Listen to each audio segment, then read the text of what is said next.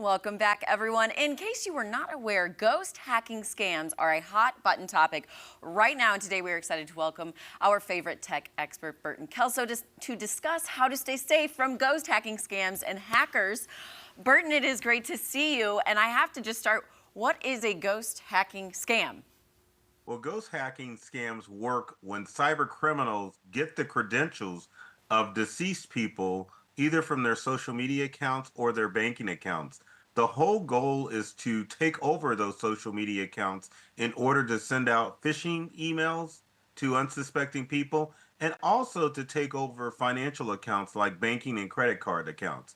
Criminals can get deceased people's information either from obituaries or from information that was leaked in large-scale data breaches, like the recent AT&T hack. I'm so confused because, like, who are these criminals and why are they doing this? And I mean, to go after somebody who's deceased, that's just, I mean, it takes it to another level of being a criminal. Yeah. And people fall for this because they think it might be, it's not the loved one they're reaching out to, it's all the strangers who might fall for it. Exactly. And it's cyber criminals that are overseas, and their goal is to make money. Many people think that cyber criminals are just kids in the basement playing games, but no, these are real criminals that are doing anything they can to make a buck. So deceased accounts are easy to attack because no one's monitoring those accounts anymore. If someone on social media passes away, you wouldn't know it unless you looked up an obituary, or if a family member notified everyone on social media that the loved one has passed away.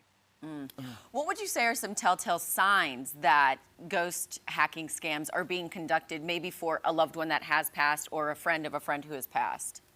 Well, especially for elderly people, if you see signs like maybe your loved one is trying to sell you cryptocurrency or any other weird phishing scheme that would seem out of the ordinary for someone that you've interacted with. So let's say you're talking with Meemaw and all of a sudden she's sending you information about cryptocurrency or some other investment or just a deal that just sounds too good to be true. Burton, I've gotten two recently, and again, I don't click anything anymore. I've learned my lesson. I don't click, especially if I don't know the person. There's some that would be like, hey, I saw this video, is it you? With a link. And that is trying to get your information. There's been so many scams like that just come through instant message or, on Facebook, trying to get you to click that link. Is that how they're getting your information? Well, no, that's not how they're getting your information through instant messenger. Again, your information, for most of us, is on the dark web. So criminals will go on the dark web and they'll trade information back and forth.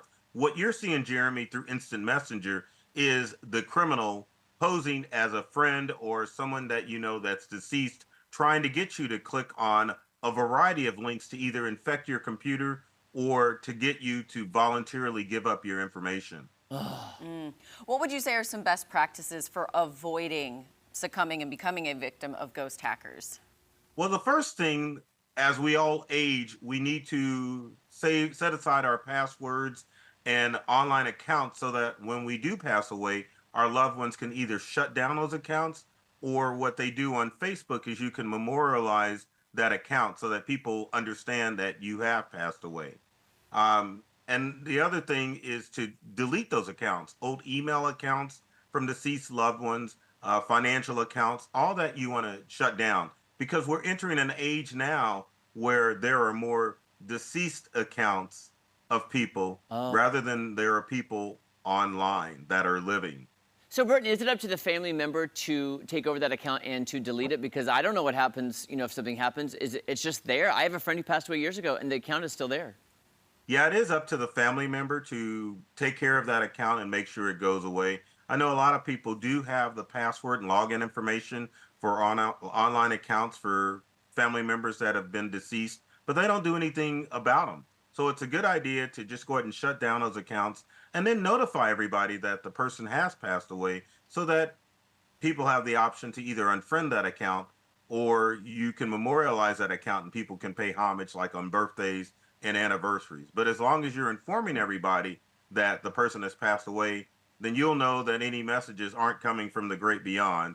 It's probably a criminal who's taken over that account. And you mentioned, Facebook memorializing your profile. What about Google? What about Instagram? The main social media sites. How can they protect us as well? Well, I think Meta allows you to memorialize any account, and I know Google does too.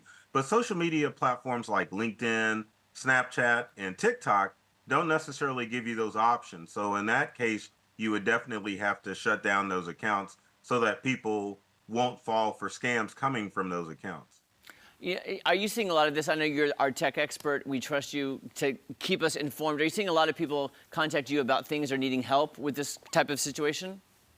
We see people calling for scams all the time. Tech support scams where you get a bogus message where your computer has problems when it really doesn't. A lot of times with banking, or not banking, but with medical information, people will fall for medical fraud because criminals are going after information that they've stolen from hospitals. Same thing with social security numbers. AT&T suffered a large breach, and important information like social media, or not social media, but social security accounts were leaked, and that's the information that criminals need to assume someone's identity. And with a deceased person, a criminal could easily assume their identity and take out loans and commit other acts, or other criminal acts. Oh. All right, for our viewers, where can they go for more information? Because you are a wealth of knowledge, friend. Yeah, you can always follow me on social media, Burton Kelso, or visit my website, burtonkelso.com. Burton, it's so good to see you, my friend. Please come back soon. I will. Jeremy, take care. All right, give our love to your family. Thank you very much. Great seeing both of you. All right, don't go anywhere. Coming up, we're heading to Buffalo Run Casino and Resort right after this.